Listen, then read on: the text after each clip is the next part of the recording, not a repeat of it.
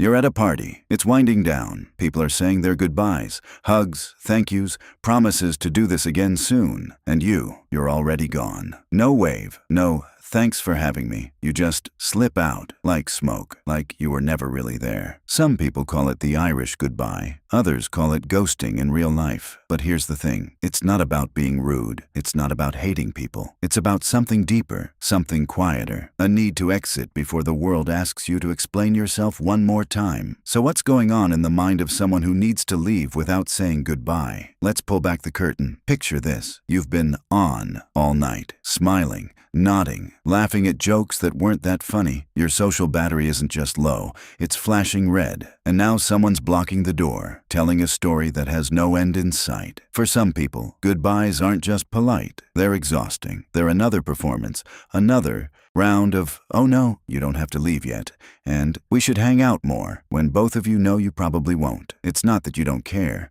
It's that your nervous system is done, overstimulated, tapped out, and the only way to recover is to vanish before anyone notices. Psychologically, this is about sensory and social overload. Introverts and highly sensitive people often experience what's called peopling fatigue, a real, measurable depletion of mental resources after prolonged social interaction. Saying goodbye means extending that interaction. It means more eye contact, more questions, more energy you don't have. So you slip out the side door, and the relief is instant. Maybe that's you. Maybe you've stood in a hallway, calculating your exit route like a heist. If so, you're not antisocial. You're just protecting what little charge you have left. Then there's the person who leaves without saying goodbye because, well, what if someone asks why you're leaving? What if they look disappointed? What if they try to convince you to stay?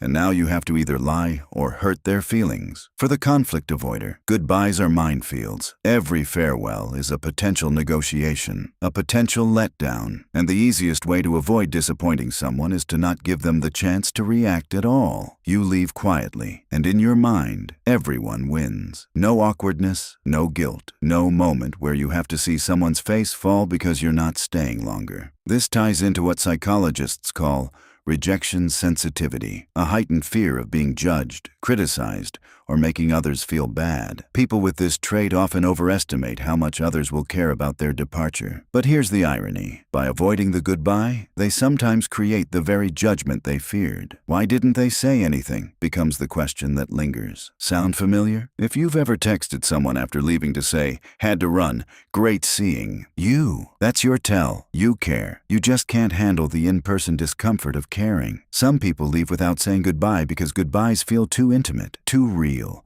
too close to admitting that this moment mattered. Think about it. Saying goodbye means acknowledging the other person. It means making eye contact and, for a second, being seen. And for people who keep their emotional life locked down, that's vulnerability they didn't sign up for, especially if the gathering stirred something. Nostalgia, loneliness, a fleeting sense of connection they don't know how to name. So they leave, quickly, quietly, before anyone can look too closely, before the conversation turns into something that requires honesty or tenderness. It's not coldness, it's self-protection, a way of keeping the walls up while still participating in the world. Psychologically, this relates to attachment styles, particularly avoidant attachment. People with this pattern often feel uncomfortable with closeness and may distance themselves when interactions start to feel too emotionally charged. Leaving without a goodbye is a way to maintain emotional distance while avoiding the discomfort of actively pulling away. If this resonates, ask yourself, are you leaving because you're done or because you felt something and don't know what to do with it? And then there's a twist. Some people leave without saying goodbye because they don't see it as an ending. To them, it's not goodbye. It's just, see you around. Why make it dramatic? Why turn a casual hang into a ceremonial exit? These are the people who treat social events like open-door policies. They come, they go. They assume everyone understands that life is fluid and no one's keeping score. In their mind, slipping out is actually more relaxed, more easygoing, less pressure on everyone. Psychologically, this mindset often reflects a secure, low anxiety approach to relationships. These people trust that their absence won't be taken personally. They assume goodwill, and often they're right, because their friends know this is just how they are. But here's the catch. Not everyone reads it that way. To someone who values closure and ritual, the stealth exit can feel dismissive. So if you're this type, it's worth checking in occasionally. A quick text, a "that was fun" message, just so people know you didn't vanish because you hated it. Here's what ties all of these together. Leaving without saying goodbye is rarely about the other people. It's about you,